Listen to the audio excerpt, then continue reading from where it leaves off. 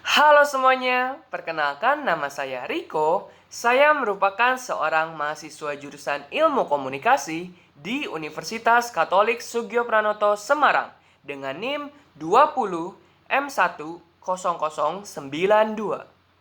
Pada kesempatan kali ini, saya akan membahas tentang salah satu teori komunikasi publik yang bernama Narrative Paradigm atau paradigma naratif. People are storytelling animals. Berarti manusia adalah hewan yang mendongeng.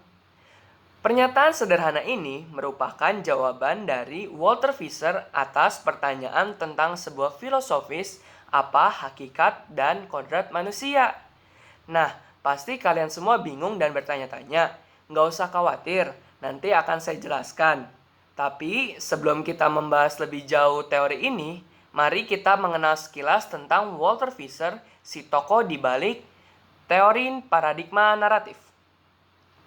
Jadi, Walter Fisher merupakan seorang profesor emeritus sekolah komunikasi di Universitas Edinburgh, California Selatan.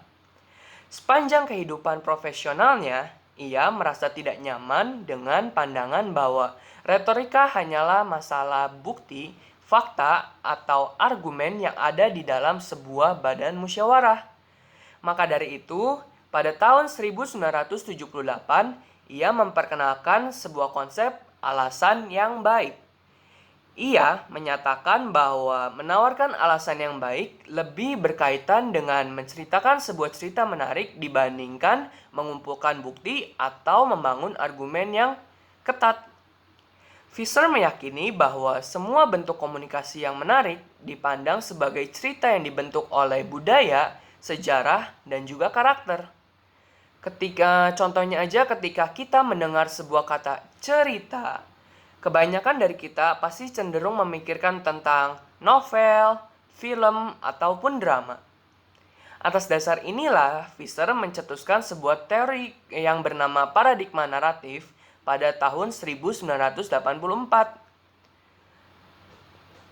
Pada intinya itu, paradigma naratif adalah sebuah komunikasi kepada publik atau khalayak yang mengemukakan keyakinan bahwa manusia adalah seorang pencerita. Dalam hal ini, Fisher mengatakan kalau esensi dasar dari manusia adalah menceritakan sebuah kisah.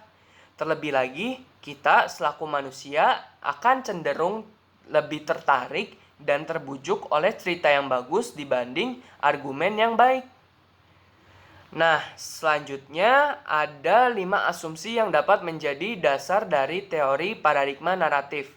Yang pertama itu, sifat esensi manusia adalah cerita dan bercerita. Menurut Fisher, etika manapun, entah itu sosial, politik, hukum, atau lainnya, pasti melibatkan naratif. Dengan kata lain, Fisher mendefinisikan bahwa kemanusiaan dianggap sebagai pencerita. Yang kedua, ada manusia membuat keputusan mengenai cerita yang mana yang akan diterima dan mana yang akan ditolak berdasarkan apa yang masuk akal bagi dirinya.